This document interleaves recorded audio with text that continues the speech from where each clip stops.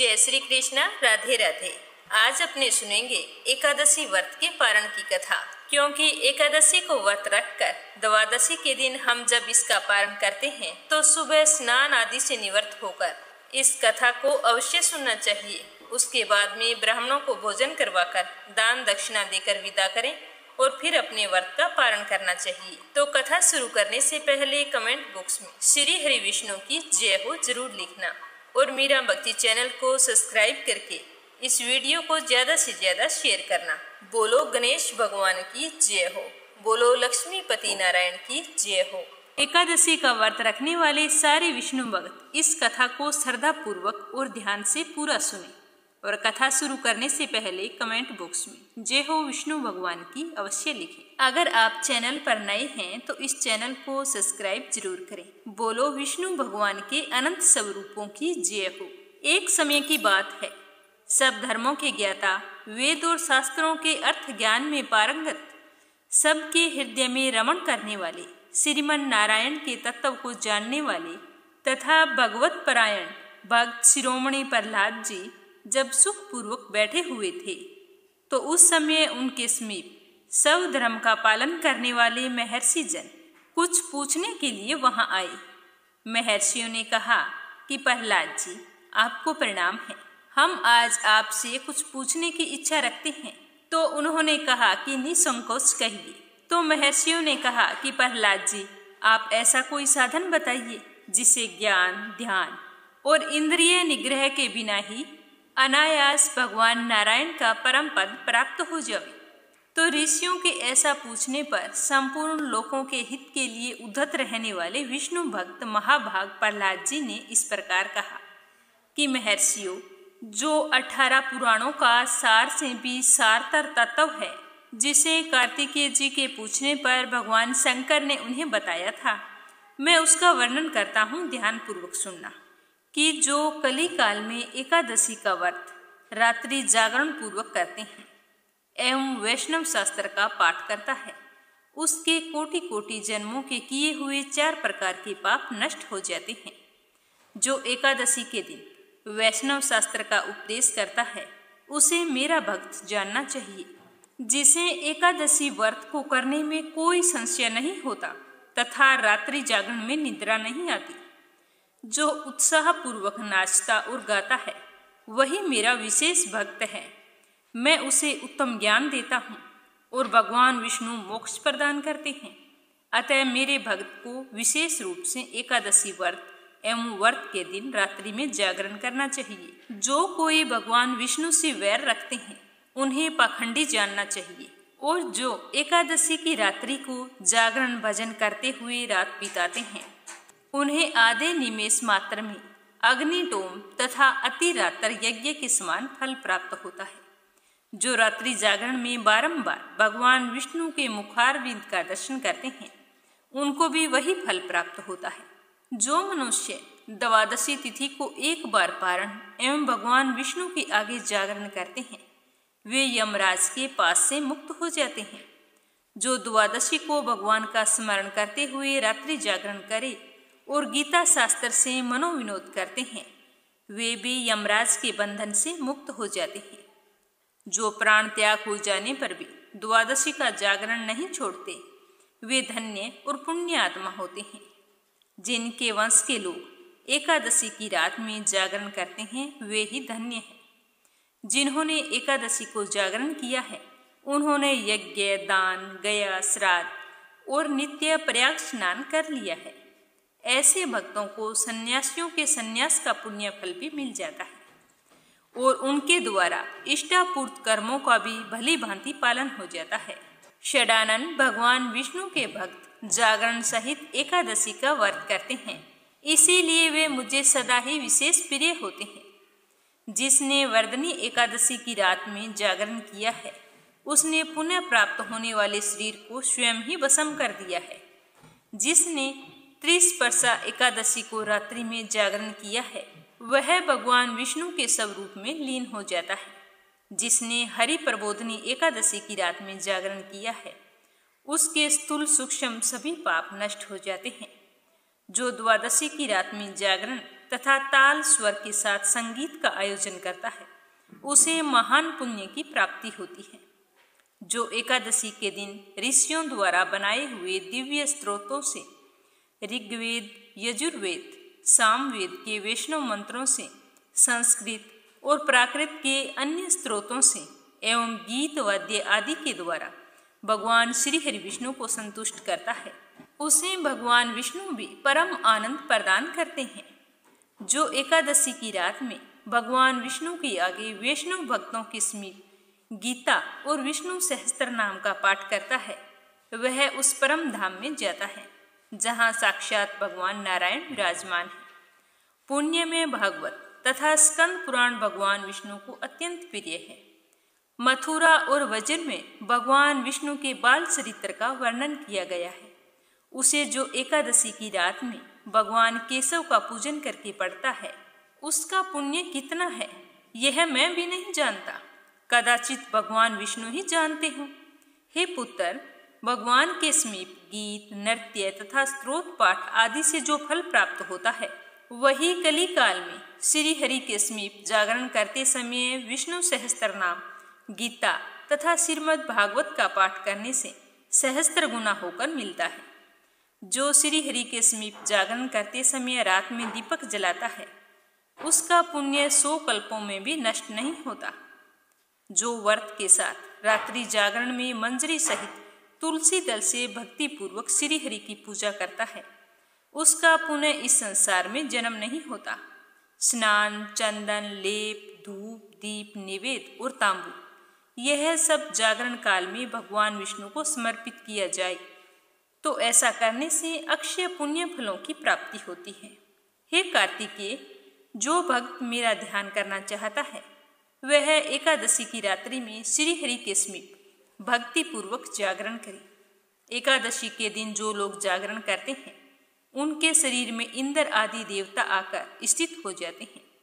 जो जागरण काल में महाभारत का पाठ करते हैं, वे उस परम धाम में जाते हैं जहाँ सन्यासी महात्मा जाया करते हैं। जो उस समय श्री रामचंद्र जी का चरित्र 10 कंठ वध पढ़ते हैं, वे योग वेताओं की गति को प्राप्त करते हैं। जिन्होंने श्री हरि के समीप जागरण किया है, उन्होंने 4 वेदों का स्वाध्याय, देवताओं का पूजन, यज्ञों का अनुष्ठान तथा सब तीर्थों में स्नान कर लिया।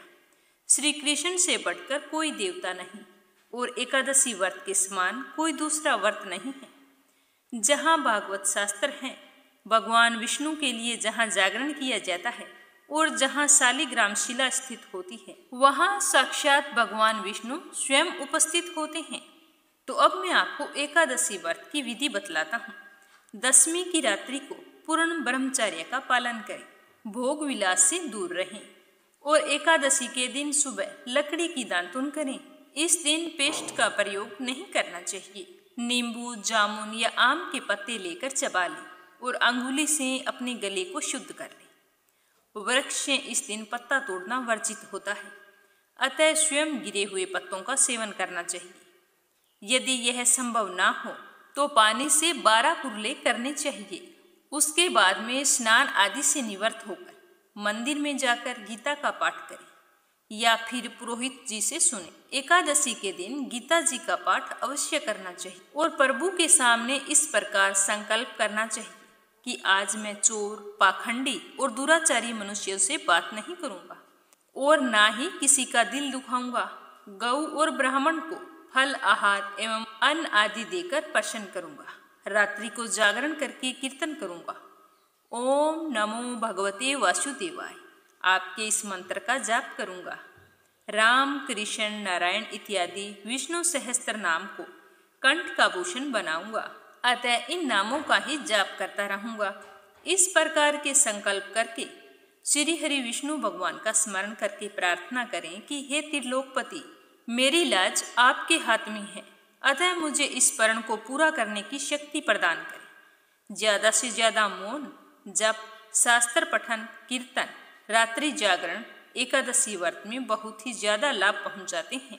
इसीलिए इन नियमों का ज्यादा से ज्यादा पालन करना चाहिए। एकादशी के दिन अशुद्ध द्रव्य से बने हुए पेय नहीं पीने चाहिए, जैसे कोल्ड ड्रिंक्स, एसिड आदि डाले हुए तथा डिब्बे बंद फलों का रस भी नहीं पीना चाहिए और इस दिन अन्न ग्रहण नहीं करना चाहिए। इस दिन आप व्रत रखें या ना रखें, घर का कोई भी सदस्य चावल ना खाएं, इस चीज का विशेष तौर से ध्यान रखना चाहिए। व्रत रखने वाले विष्णु भक्त इस दिन फल या फिर घर पर निकाला हुआ फलों का रस या फिर दूध पीकर रहना विशेष लाभदायक होता है। व्रत के ये 3 दिन होते हैं, दशमी, एकादशी और द्वादशी। इन 3 दिनों में कांसे के बर्तन में मांस, मदिरा, प्याज, लहसुन, मसूर, उड़द, चने, साग, शहद, तेल और अधिक जल का प्रयोग नहीं करना चाहिए। व्रत के पहले दिन यानी कि द्वादशी को और दूसरे दिन यानी कि द्वादशी को हविष्यान्न यानी कि जौ, गेहूं, मूंग, सेंधा नमक, काली मिर्च, शक्कर और गऊ का घी, इन चीजों से बना हुआ भोजन एक ही बार ग्रहण करना चाहिए। दशमी के दिन सुबह और द्वादशी के दिन भी सुबह। फल आहारी को गोभी, गाजर, शलजम, पालक, गुलफा का साग इत्यादि सेवन नहीं करना चाहिए। आम, अंगूर, केला, बादाम, पिस्ता इत्यादि अमृत फलों का सेवन करना चाहिए। जुआ खेलना, ज्यादा निद्रा लेना, पान, पराई निंदा करना, चुगली करना, चोरी करना, हिंसा, मैथुन, क्रोध, झूठ, कपट आदि इन सब कुकर्मों से दूर रहना चाहिए और शांत रहना चाहिए। और बैल की पीठ पर बैठकर सवारी नहीं करनी चाहिए। अगर बैलगाड़ी है तो इन दिनों में बैलगाड़ी पर भी नहीं चढ़ना चाहिए। और भूलवश किसी निंदक से बात हो जाती है तो इस दोष को दूर करने के लिए भगवान सूर्य के दर्शन तथा धूप दीप से श्री हरि की पूजा करके क्षमा मांगनी चाहिए। एकादशी के दिन घर में झाड़ू नहीं लगानी चाहिए, इससे चींटी आदि सूक्ष्म जीवों की मृत्यु का भय रहता है। इस दिन बाल भी नहीं कटवाने चाहिए, मधुर भाषा बोलनी चाहिए और ज्यादा नहीं बोलना चाहिए, क्योंकि अधिक बोलने से ना बोलने वाले वचन भी निकल जाते हैं। इस दिन सत्य भाषा का प्रयोग करना चाहिए और कम से कम बोलना चाहिए। इस दिन यथाशक्ति अन्न दान करना चाहिए, किंतु स्वयं किसी का दिया हुआ अन्न कदापि ग्रहण ना करें। प्रत्येक वस्तु प्रभु को भोग लगाकर तथा तुलसी दल छोड़कर ग्रहण करनी चाहिए, क्योंकि एकादशी के दिन श्री हरि विष्णु को तुलसी दल का भोग लगाना जरूरी होता है। इसके बिना हमारा कोई भी भोग पूरा नहीं माना जाता। लेकिन हम स्वयं एकादशी के दिन तुलसी नहीं ले सकते। एकादशी के दिन किसी संबंधी की मृत्यु हो जाती है तो उस दिन व्रत रखकर उसका फल संकल्प करके उस मृतक को दे देना चाहिए। और जब उसकी अस्थियां गंगा जी में प्रवाहित की जाती है तो एकादशी व्रत रखकर उसका फल भी उस प्राणी के निमित्त कर देना चाहिए। प्राणी मात्र को अंतर्यामी का अवतार समझकर किसी से छल कपट नहीं करना चाहिए। अपना अपमान करने या कटु वचन बोलने वाले पर भी भूल कर भी इस दिन हमें क्रोध नहीं करना चाहिए, क्योंकि उसे अपने कर्मों की सजा भगवान देते हैं तो हम बीच में पड़ने वाले कौन होते हैं, यह सोचकर सदैव चुप रहना चाहिए। संतोष का फल सर्वदा मधुर होता है।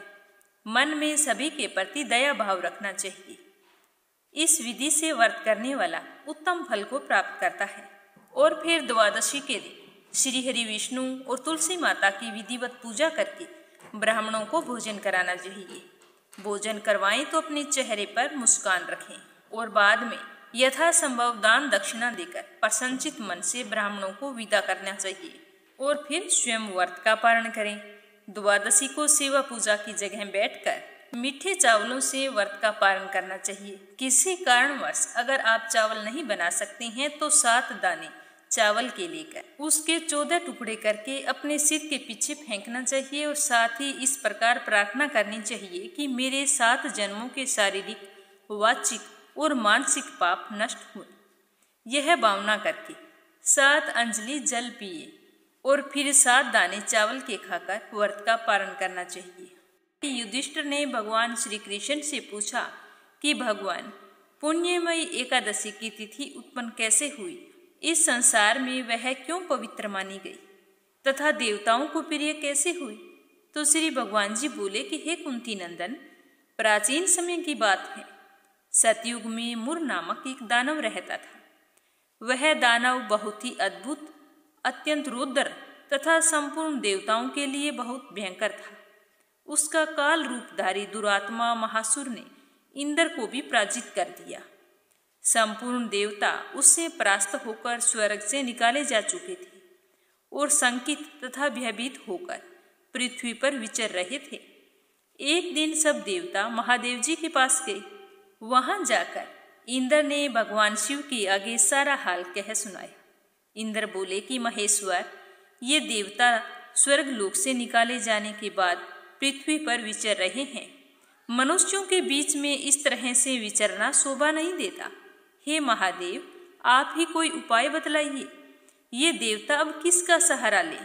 तो महादेव जी ने कहा कि देवराज, जहाँ सबको शरण देने वाले, सबकी रक्षा में तत्पर रहने वाले जगत के स्वामी भगवान गरुड़ ध्वज विराजमान हैं। तुम लोग वहां जाओ, वे ही तुम लोगों की रक्षा करेंगे।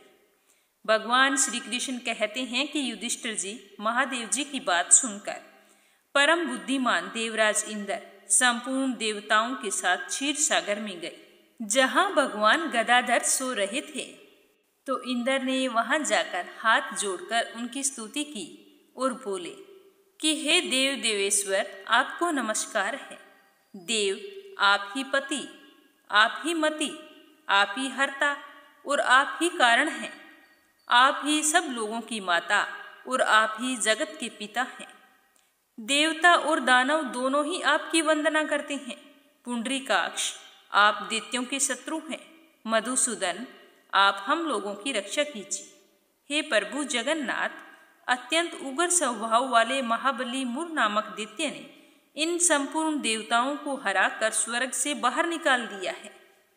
भगवान, हे देवेश्वर, शरणागत वत्सला, सारे देवता भयभीत होकर आपकी शरण में आए हैं।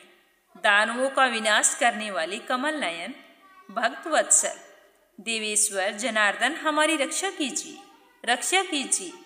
हे भगवान, शरण में आए हुए देवताओं की सहायता कीजिए।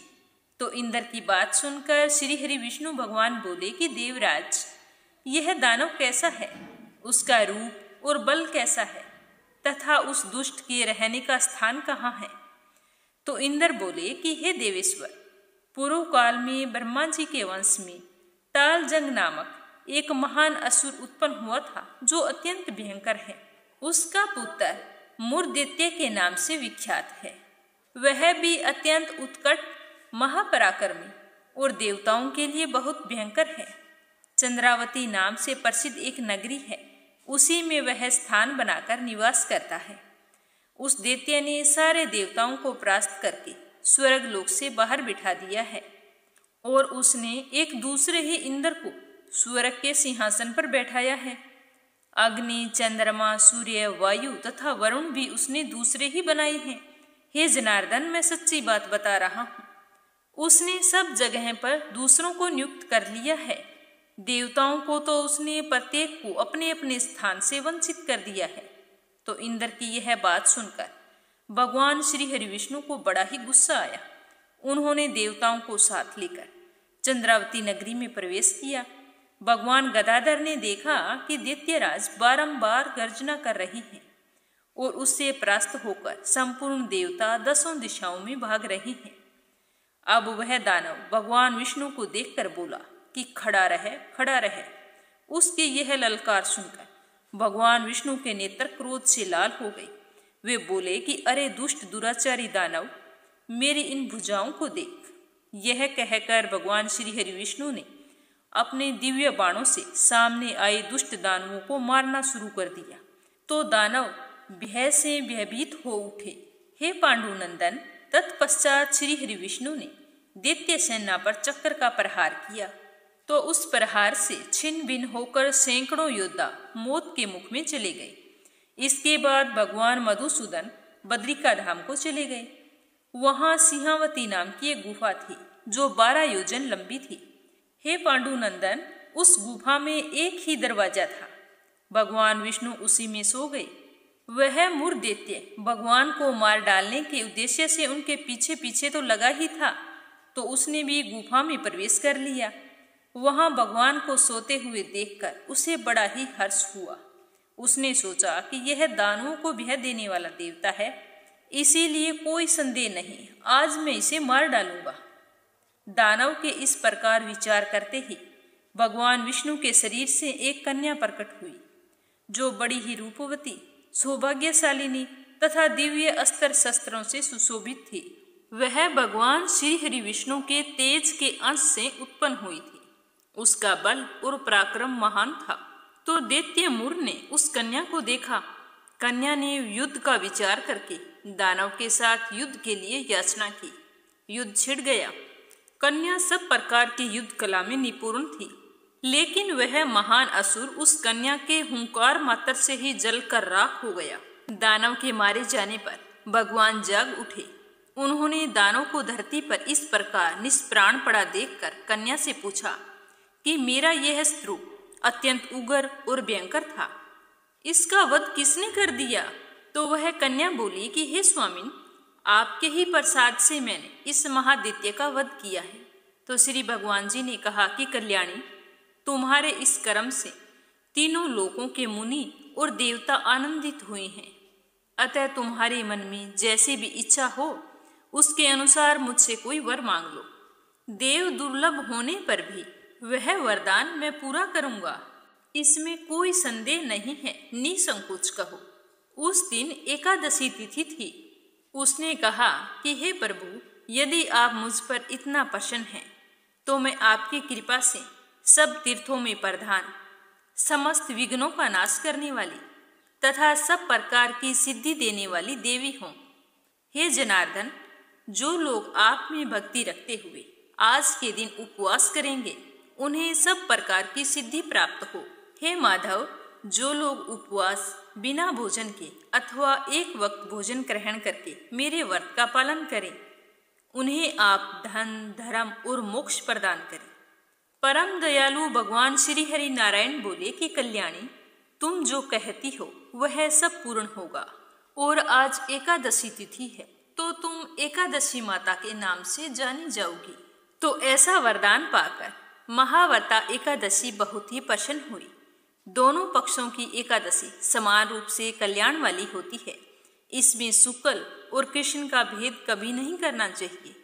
यदि उदय काल में थोड़ी सी भी एकादशी, मध्य में पूरी द्वादशी और अंत में किंचित त्रयोदशी हो तो वह त्रिस्पर्शा एकादशी कहलाती है। ऐसी एकादशी भगवान को बहुत ही प्रिय होती है। यदि एक त्रिस्पर्शा एकादशी का उपवास कर लिया जाए तो 1000 एकादशी व्रतों का फल प्राप्त होता है। इस प्रकार द्वादशी में पारण करने पर 1000 गुना फल माना गया है। अष्टमी, एकादशी, षष्ठी, तृतीया और चतुर्दशी ये तिथि पूर्व तिथि से विद्ध हो तो उनमें व्रत नहीं करना चाहिए। परिवर्तनीय तिथि से युक्त होने पर ही इनमें उपवास का विधान है। पहले दिन में और रात में भी एकादशी हो तथा दूसरे दिन केवल प्रातःकाल एक दंड एकादशी भी रहे तो पहली तिथि का परित्याग करके दूसरे दिन की द्वादशी युक्त एकादशी को ही उपवास करना चाहिए। यह विधि मैंने दोनों पक्षों की एकादशी के लिए बताई है। जो मनुष्य एकादशी को उपवास करता है वह वैकुंठ धाम को जाता है, जहाँ साक्षात भगवान गरुड़ विराजमान रहते हैं। जो भक्त हर समय एकादशी के महात्म्य का पाठ करता है उसे 1000 गौ दान पुण्य फलों की प्राप्ति होती है। जो कोई भक्त दिन या रात में भक्ति पूर्वक इस महात्म्य को सुनते हैं या पढ़ते हैं वे निसंदेह ब्रह्म हत्या आदि पापों से मुक्त हो जाते हैं। एकादशी के समान पाप नाशक व्रत कोई दूसरा नहीं।